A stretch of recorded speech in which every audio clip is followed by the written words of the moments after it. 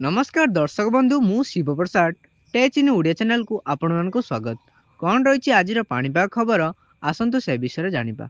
जदि प्रथम थर पर आम चैनल को विजिट करते तेरे आम चैनल को सब्सक्राइब करदे जहाँफल प्रत्येक दिन पाणीपाग खबर आपण सर्वप्रथम जानीपारे।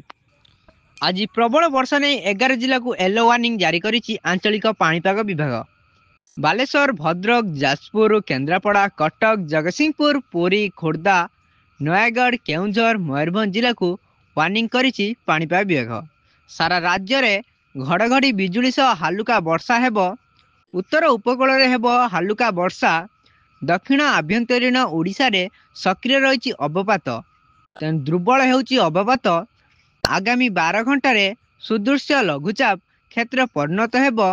क्रमशः पश्चिम उत्तर पश्चिम दिगरे गति करी दक्षिण ओडिशा और दक्षिण छत्तीसगढ़ मुहां हेबो। अवपात प्रभाव आभ्यंतरीण ओडिशा रे लागि रही वर्षा।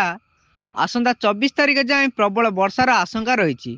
आज प्रबल वर्षा पई 11 जिला को येलो अलर्ट जारी करछि आंचलिक पाणीपाग विभाग। जदि भिडियोटी भल लगिथिबो ताने आम चैनल को सब्सक्राइब करिनेबे जहाँ फल प्रत्येक दिन पाणीपाग खबर आपण सर्वप्रथम जानी परिबे।